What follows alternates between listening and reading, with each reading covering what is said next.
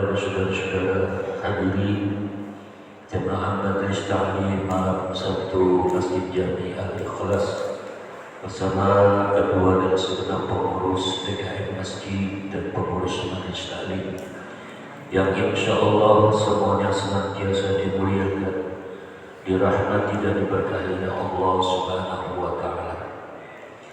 Marilah sama-sama kita buka dan kita awali pengajian kita pada malam hari ini dengan sama-sama kita baca Al-Quran Surah Al-Fatihah. Mudah-mudahan dengan mukjizat karamah barokah dari sihir Surah Al-Fatihah Allah berikan kepada kita dan keluarga kita iman Islam, ihsan yang kuat, ilmu-ilmu yang manfaat, sehat afiat, panjang umur dalam taat, dimudahkan segala urusan kita dunia dan akhirat, dan Allah lapangkan kepada kita rezeki yang halal, yang thayyib, yang berkah untuk ibadah kepada Allah, dan Allah sampaikan kita kepada ma'rifat, husnul khatimah dan ridhonya di dunia dan akhirat. Sekaligus juga pada hari ini kita tujukan untuk arwah almarhum dan almarhumah, orang-orang tua kita, keluarga, sanak famili, para guru, para alim ulama, para syarihin yang telah pulang rahmatullah, wabil khusus pada semua para pendiri daripada Masjid Jamil Al-Ikhlas ini, baik yang hidup maupun yang sudah meninggal dunia, dan juga wabil khusus untuk al-waqif yang mewakafkan tanah, yaitu Bapak Haji Aswil dari Tarak yang dalam keadaan kurang sehat, dalam keadaan sakit. Kita doakan semuanya yang telah pulang rahmatullah, mudah-mudahan selalu mendapatkan limpahan rahmat dan maghfirah, diluaskan alam kuburnya dan dijadikan kuburnya raudhah yang mulia al-jinah. Dan untuk Bapak Haji Aswil dari Tarak, mudah-mudahan Allah berikan sehat walafiat, Allah berikan kesembuhan. Lillahi ta'ala bidil ghaniya wa ila hadratin Nabi Muhammadin sallallahu alaihi wasallam wa alihi wa sahbihi wa azwajihi wa dzurriyyatihi radhiyallahu anhum ila jami'il anbiya wal mursalin wal malaikatil muqarrabin wal awliya'il arifin al muhaqqiqin wal ulama'il amilin wa syuhada'i wa salihin, khususan ila hadrati Sultan Awliya Syekh Muhyiddin Abdul Qadir Jailani, ila hadrati Sultan Awliya Syekh Bilal Sadar Sazili, ila hadrati Sultan Awliya Syekh Baharuddin Ahmad Sabandi, ila hadrati Sayyidina Khadir Ali Sabah, ila hadrati Syekh Abdul Razak An-Nusur Al-Zaki Abdul Salam Yajih Hudur bin Nasab, ila hadrati Bab Jalul, ila hadrati Surah Mungkin Mushtaki bin Hussein, وله بسر موقع يحضر جل المشتكين، وله بسيكي حسب الله المرزقين، وله بسيكي هدي الموت الشافي، وله بسيكي بن عبد الجل المشتكين، وصلهم وأولي مشيخ وتلاميذ وزوجات من انتسب إليهم قدس الله أسرارهم، ولجميع أرواح آبائنا وأمهاتنا أجدادنا وجداتنا أعمامنا وعماتنا وأخوالنا وخالتنا من حق علينا ولمشايخنا معلمنا وأساتذتنا، خصوصا إلى جميع المؤسسين لهذا المسجد الإخلاص، وخصوصا إلى Bapak Haji Aswil dari Tarak، وإلى جميع إخواننا من المسلمين والمسلمات والمؤمنين والمؤمنات في فلسطين. سيقول لله لنا ولهم الفاتحة. أعوذ بالله من الشيطان الرجيم. بسم الله الرحمن الرحيم. الحمد لله رب العالمين الرحمن الرحيم مالك يوم الدين إياك نعبد وإياك نستعين اهدنا الصراط المستقيم صراط الذين أنعمت عليهم غير المغضوب عليهم ولا الضالين رب اغفر لنا ولوالدينا آمين. Pada bapak-bapak dan saudara-saudara hadirin jamaah taklim yang dimuliakan Allah, malam hari ini kajian kita untuk sementara kita alihkan dengan kajian pembahasan tentang korban. Insya Allah 2 minggu lagi kurang lebih kita akan sampai pada hari raya Idul Adha atau hari raya Kurban atau hari raya Nahar. Dalam kajian dan pembahasan kita mengenai korban ini, yang pertama mengenai arti daripada korban. Ini yang dasar ya. Kalimat kurban sebetulnya bacaannya yang benar yang pas itu kurban, bukan korban. Ya, kalau korban itu ya ditabrak motor, ya kan, dibegal, diceburi, dibegal, itu korban. Ya, korbannya siapa? Ya, yang dibacok itu, ya, yang dibunuh itu korban. Kita kurban, ya. Jadi kalimat kurban ini akar katanya dari korban yang robu kurban atau kurbanan. Nah, itu ya asal kalimat kurban. Apa artinya? Artinya dekat. Ya, artinya dekat. Jadi kalau kayak saya gini sama Bapak Haji Tajudin dekat-dekat, ini namanya saling korban, saling dekat gitu ya. Apa posisinya dekat? Ya namanya korban. Itu secara bahasa. Tapi bukan itu yang dimaksud ya, yang akan kita bahas. Tapi paling tidak dari segi bahasa, nah, di situ artinya dekat. Nah, tentu nanti ada rahasianya di balik kalimat dekat itu apa isinya. Nah, kemudian yang kedua, arti korban menurut syariat. Menurut para ulama-ulama syariat atau ulama-ulama fikih. Mana kurban atau arti kurban menurut ulama fikih atau ahli syariat, yaitu memotong atau menyembelih hewan tertentu pada waktu tertentu. Nah, itu namanya korban menurut syariat atau menurut para fuqaha ahli fikih. Menyembelih, memotong hewan tertentu. Jadi ke semua hewan. Apa sih hewan yang tertentu? Ya, kambing dengan segala macam jenisnya, kemudian sapi juga dengan segala macam jenisnya, kemudian onta. Bagaimana kalau bebek? Ya, bebek, ayam bagaimana? Ya kan? Enggak, ya. Boleh dia motong nanti hari raya motong bebek, ayam, ya kan? Habis nggak kuat beli kambing nggak kuat, beli sapi nggak kuat, apalagi beli onta, ya kan? Adanya dia bisanya beli ayam, beli bebek, udah potongan aja, ya, makan sama keluarga, ya, bagi tetangga, ya kan 2-3 piring, sudah banyak. Iya, kan Nabi pernah bilang, ya, kalau kamu nggak mampu membeli dan menyembelih hewan korban pada hari ini, yakni hari raya Idul Adha, ya, potong aja ayam. Ya, maksud di situ bukan artinya korban boleh pakai ayam, ya. Maksudnya yang penting intinya di hari raya Idul Adha itu kita umat Islam dianjurkan meneteskan darah dari hewan yang kita potong. Karena nanti darah itu juga ada intisarinya di balik darah hewan korban. Ya, jadi korban ya, satu paket itu dari gerakan semuanya, jenisnya, ya, itu nanti mempunyai makna yang sangat dalam yang ya harus kita ambil untuk kita jadikan pelajaran pendidikan untuk diri kita, sekaligus ya sebagai bekal buat kita dalam menjalani kehidupan ini biar selamat sampai ke akhirat. Nah, itu kurban menurut syariat pada waktu tertentu. Pada waktu tertentunya kapan?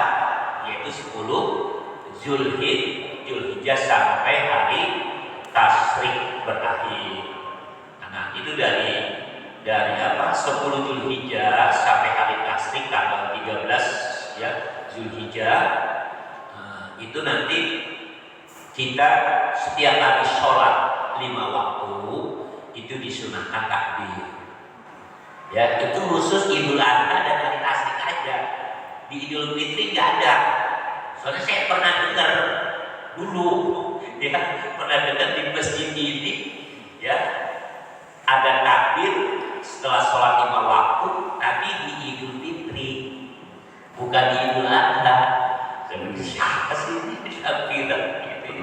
Iya bukan ada orang tua, orang imam kalau habis sholat kita wirid itu baca takbir, gitu kan.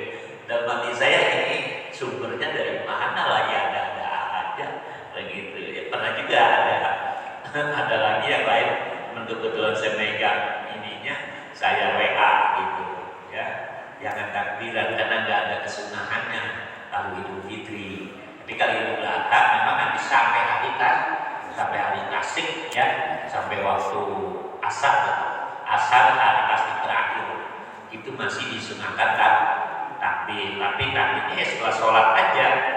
Yang kita sholat sendiri juga disunahkan tetap takbir. Sholat sendiri umpamanya di rumah, ya takbir aja, ya sebagai bentuk takbir. Udah cukup satu kali itu aja, berapa susunan takbir itu. Usah berulang-ulang kayak takbiran malam takbir, ya jangan. Diwakil pakai waduh, pakai apa? Ini namanya suara yang kencang itu nggak usah, ya. Suaranya nana aja, datar aja suaranya. Yang penting di situ ada kesunahan. Nah kemudian korban menurut atau indah sutia, menurut ilmu tasawuf atau menurut para ahli tasawuf, apa korban itu? Korban itu, ya, menurut ahli tasawuf segala macam upaya, ikhtiar dan perjuangan kita, ya, yang mana semuanya kita korbankan untuk meraih ridho Allah. Apa aja yang kita kerjain itu semuanya tujukan untuk meraih ridho Allah.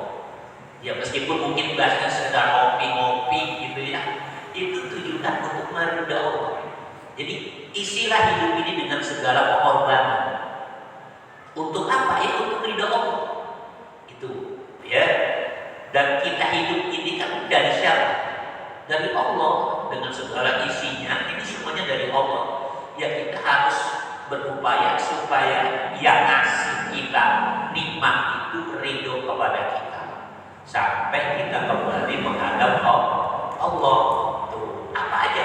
Waktu kita, yang harta kita, jabatan kita, semua apa yang ada pada kita korbankan semuanya untuk mendapatkan ridho Allah. Itu, ya. Jadi nggak terbatas hewan-hewan tertentu. Ya pokoknya apa aja kan di sini sifat ini, pengertian dari para ahli tasawuf lebih luas, lebih dalam. Jadi kita sebetulnya memang dituntut supaya memang hidup kita itu terisi dengan penuh pengorbanan. Kenapa? Karena hidup ini perjuangan. Kenapa perjuangan? Karena hidup ini banyak tantangan, rintangan, ujian. Kalau kita nggak mau berjuang, mau bagaimana? Gue pengen banget hidup gak ngadepin kesusahan, gak menghadapi kesulitan. Pokoknya gue gak mau ngadepin cobaan hidup, gak kuat gue. Udah kalau modelnya kayak begitu, pengen jangan hidup. Ya awal buatan aja hidup. Gue pengennya yang kagak ada ujian, gak ada cobaan. Mana ada? Gak ada orang. Biar meskipun kita ini ada orang aja hidupnya enak banget, dia udah pernah susah. Dia akan berduitnya banyak, hartanya melimpah, jabatannya tinggi, pengen juga ini. Romannya kagak ada susahnya. Jadi bahasanya juga romana. Ya kan? Romana kan berarti kayanya, sepertinya. Berarti kan itu hanya perkiraan kita. Ya ketika orang lain kita lihat hidupnya, rumahnya besar, megah, halamannya luas, di mana-mana juga ada lagi rumah kami. Jabatan dia punya, hartanya melimpah, bini 4 atau berapa? Ya, itu kan penglihatan kita, penilaian kita, penglihatan dan penilaian kita kan terbatas. Andai kata ya kita dekat dengan orang itu, coba-coba aja ngobrol, seringnya ngobrol sama dia sambil ngopi sambil gede, pasti dia akan bercerita tentang kesulitan hidup, pasti dia akan bercerita tentang tantangan hidup, pasti dia akan bercerita tentang berbagai macam cobaan yang dihadapi. Nanti kita akan kirain kali gua doang yang susah. Dan lu banyak duit susah juga. Dan lu kaya apa banyak masih sedih juga ya. Nah itulah hidup. Nah inilah yang dikatakan oleh Sayyidina Ali, ad-dunya darul bala. Dunia ini adalah negeri cobaan, negeri ujian, tidak akan pernah berhenti sampai kita kembali kepada Allah. Dan dalam riwayat yang lain, ya apabila Allah mencintai seorang hamba, maka dia akan diberikan cobaan yang berat dalam hidupnya sampai diri hamba itu benar-benar bersih menghadap Allah. Itu kenapa di balik ujian cobaan dari yang ringan, yang sedang sampai yang paling berat, itu semuanya untuk menggugurkan dosa-dosa kita. Jadi kalau kita menghadapi kesulitan itu Pak, hikmahnya dosa kita bisa terhapus dengan cobaan yang kita hadapi itu, asalkan yang sabar, abah, kuat itu ngadepinnya Pak. Jangan mundur, apalagi kabur. Ya kan mau ngadepin kesusahan hidup, kita nggak bisa. Justru dengan kita kabur menghindar, nanti semakin berat cobaan itu. Hadepin aja. Yang penting minta sama Allah ketika kita menghadapi kesulitan, ya cobaan berat, mintanya apa? Mintanya apa? Diringankan, ya. Jangan minta diberikan kekuatan, jangan minta diringankan atau minta kasih sayang dan kelembutan Allah. Jangan minta kekuatan. Kalau mintanya kekuatan nanti mungkin bahasanya dia berikanlah saya kekuatan. Mungkin kan begitu dalam menghadapi cobaan hidup ini. Dan terus aja coba tebaran berhenti. Kenapa? Nanti dikasih kekuatan oleh Allah. Iya kan? Iya. Jadi mintanya kelembutan dan kasih sayang. Nanti sesuatu atau cobaan yang berat itu akan diputar oleh Allah menjadi ringan, menjadi enteng, dan bawaannya tetap slow, nggak bikin stres gitu. Andai kata stres, ya yang standar aja, ya bisa cair lagi, ya bisa adem lagi hati dan pikiran kita, itu yang penting. Dan juga jangan minta ya Allah, tolong cabut ujian dan cobaan ini, jangan. Ya kan kita nggak tahu mana yang terbaik ketika kita sakit atau sehat. Kita kan mintanya sehat dulu, kan ada yang minta sakit. Ada nggak yang minta sakit? Nggak ada. Orang minta sakit, lu gila lu, ya kan? Sakit lu minta, ya kan? Iya, ada juga berlindung dari sakit.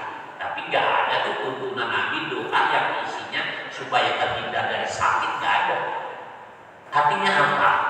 Sakit meskipun nggak boleh kita minta atau kita pengenin, tapi ketika dia sudah ada terjadi dalam diri kita, kita pun jangan minta penyakit itu dicabut.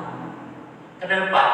Karena kita nggak tahu mana yang terbaik buat kita, sehat atau sakit. Ada orang yang waktu sehat, ya getol sholat berjamaah ke masjid, ngaji rajin, silaturahmi rajin. Begitu dia sakit kan berhenti semua itu. Ya kan gak ke masjid, ya kan gak ikut ngaji, gak silaturahmi. Kemana sih si Anu? Lagi sakit, parah sakitnya.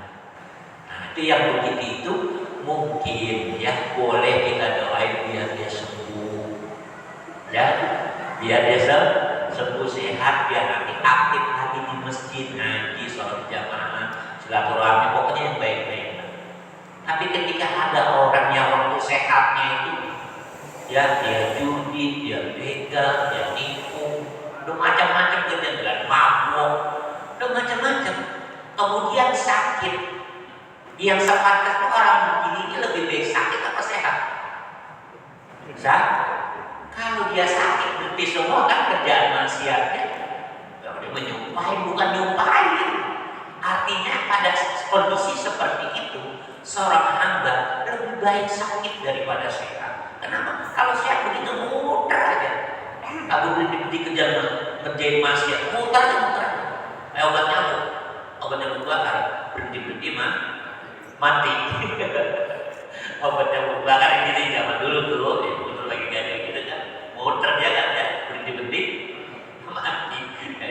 Nah orang yang seperti itu atau mungkin diri kita Pak ya, bisa jadi kita sehat itu malah banyak maksiat, tapi begitu sakit justru kadang-kadang timbul kesadaran diri, ya Allah mungkin ini saya banyak dosa, ya Allah hapuslah dosa saya dengan sakit saya ini. Tuh akan terbuka ya. Ya Allah mungkin Allah menegur saya kali ini dengan sakit. Jadi ada pikiran-pikiran begitu. Coba kalau sehat aja, kita kadang-kadang kan tidak berpikir begitu, ya kan? Tuh, makanya kita untuk sakit ya kita nggak usah minta apa, minta dicabut, ya tapi mintanya afiat. Nah kalau minta afiat memang ada. Afiat itu apa? Afiat itu sehat batin dan sehat zahir, tapi yang terutama batin. Ya karena kita kalau di kalangan kita itu kan sering terucap sehat walafiat. Sementara doa di antara doa-doa Nabi itu di antaranya bunyinya Allahumma inna nas'alukal afwa wal afiyah. Ya Allah aku minta maaf dan aku minta afiyat. Terjemah letternya afiyat itu biasanya di buku-buku diartikannya sehat. Yang nggak salah, cuman tekanan sehat di situ adalah rohani. Karena orang itu kalau rohaninya sehat, separah apapun sakit dia tetap sholat. Meskipun nggak harus ke masjid di rumah, nggak bisa berdiri dia duduk, nggak bisa duduk dia tiduran rebahan. Tuh sampai tinggal kedipan mata, isyarat bahkan sampai titik klimasnya dengan lintasan hati dia sholat. Kenapa dia bisa begitu? Itulah namanya afiat. Ya sehat dalamnya. Tapi kalau kata-kata sehat doang nggak ada afiatnya, seger buger, itu begitu tadi kerjanya dosa mulu. Ya padahal kita lihat dia duduk di tempat duduk itu berjam-jam kuat. Ya di tempat maksiat kadang-kadang itu semalaman suntuk begadang kuat. Kok sholat nggak sampai 3 menit nggak kuat ya? Kan bingung kita kadang-kadang mana sih Pak? Ya kita aja kadang-kadang ya mungkin ada yang suka buka-buka HP, browsing atau apa nonton TV berjam-jam kuat kan? Nggak tahu itu asam urat. Tapi ketika kita ngaji dari maghrib sampai isya kayaknya lama banget. Ya kan dikit-dikit pakai kesemutan, itu kan mau puasa apa? Ya kita putar sini putar sana, itu yang istilahnya kita ada. Apalagi orang-orang yang memang jauh dari tempat-tempat majlis seperti ini, itu berjam-jam kuat di tempat maksiat. Oh sholat bentaran gak kuat, ngaji kok gak kuat. Ya hal-hal yang dia gak kuat gak sempat. Ini mulu alasannya, gak ada waktu. Kan bohong semua kalau gak ada waktu. Ya kalau ada orang ngaji kan gak ada waktu. Itu bohong banget, masa ada waktu. Semuanya dikasih waktu kok. Iya kan? Iya. Ya gua kan nasi malam aman setiap hari nasi malam. Ya kan pasti ada perputaran kan. Ya tapi memang begitulah Pak. Gambaran orang yang sehat tapi gak afiat. Makanya kita mintanya itu sehat walafiat. Kita juga kalau minta didoain atau doain orang begitu, mudah-mudahan sehat walafiat ya. Atau doain saya biar saya sehat walafiat. Afiatnya jangan ditinggal karena itu yang paling utama, yang paling penting ya. Jadi meskipun kondisi sakit ya dia masih tetap sholat, masih bisa mau baca Al-Quran, masih zikir, masih sholat. Tuh ya karena hatinya sehat, jiwanya sehat. Nah kita kembali kepada korban. Nah kemudian yang berikutnya mengenai hukum berkorban itu bagaimana? Ini sebetulnya ada khilafiyah di kalangan para imam, tapi dari empat imam mazhab, Imam Malik, Imam Hambali, Imam Syafi'i, ini sepakat hukum daripada korban adalah sunnah muakkadah. Ya, bagi yang bagi yang mampu. Ya, kalau nggak mampu nggak disunahkan. Ya. Nah, kemudian kalau menurut Imam Hanafi, korban itu hukumnya wajib. Karena beliau dalilnya washolli li rabbika wanhar. Ya, maka sholatlah kamu dan berkorbanlah. Wanhar itu fi'il amar, perintah dan langsung dari Allah.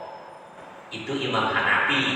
Ya, tapi menurut tiga mazhab selain Imam Hanafi memberikan pemahaman bahwa wanhar fi'il amar yang ada di situ, ya, itu bukan menunjukkan wajib, bukan liwujub, tapi lisunnah, menunjukkan kesunahan. Dari mana tahunya itu menunjukkan kesunahan? Nanti ada hadis-hadis yang menjelaskan terkait dengan wanhar di situ. Ya, ada salah satu hadis Nabi bilang itu salah satu yang bagiku wajib, yaitu berkorban. Tapi buat kalian sunnah. Nabi pernah bicara seperti itu, ya, kayak sholat tahajud. Sholat tahajud itu buat Nabi wajib, tapi buat kita sunnah. Korban buat Nabi wajib, buat kita sunnah. Kenapa begitu kok nggak sama? Nabi wajib, kita enggak. Nah, sekarang saya tanya, Bapak mau nggak kalau korban wajib? Kok Bapak nggak punya duit? Nah itu Nabi itu nggak mau umatnya itu yang berat-berat. Itu ya, jadi disunahkan aja. Itu pun bagi yang mampu. Kalau nggak mampu ya udah, jangan dipaksa-paksain. Kemudian dari selang ya kan dikandang orang, ya. Kemudian dia ya tuntut jam 2 malam, ya kan. Nah itu kan pernah gede-gede di sini ya. Yang tahun berapa tuh? Ya, orang jual kambingnya hilang. Sampai berapa itu?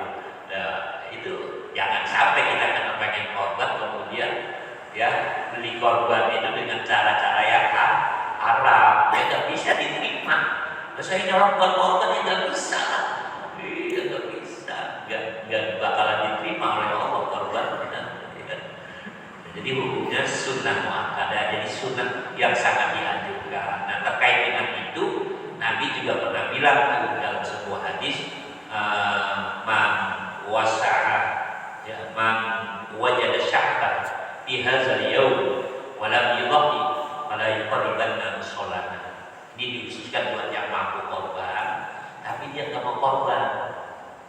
Nabi bilang, udah kalian gak usah ikut sholat di sini, gak usah deketin ya, sholat Idul Adha. Ngapain orang pelit banget, ya kan mampu gak mau korban tapi kan ya kan ikut motong pesen sama panitia, gua minta kakinya gak usah banyak-banyak, gua aja pakai sapi. Aduh, ada ya kayak gini ya, mampu berkorban gak korban tapi pesen jatah sama panitia 2 kaki.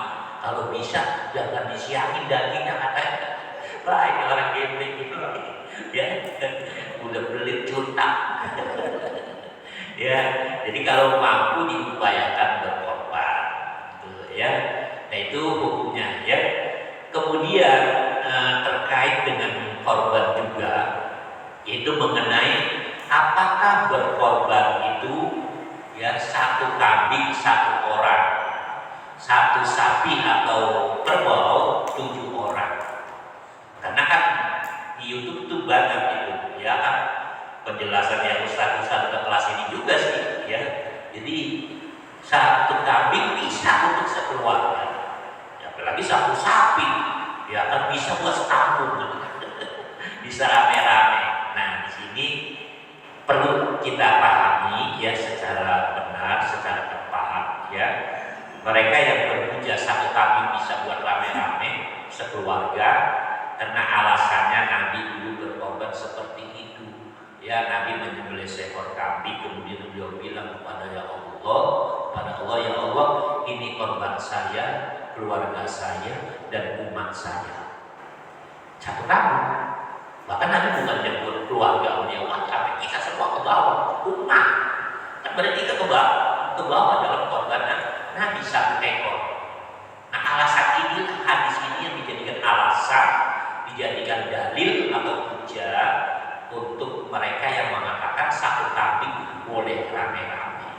Padahal Nabi mengungkapkan seperti itu kepada Allah itu dari segi pahala, gitu Pak. Jadi kita nih satu keluarga nih, kita ya sebagai bapak atau suami, kemudian istri kita, terus anak dan dua, jadi 4 semua. Potongannya cuma 1, ya. Nah ini kalau dalam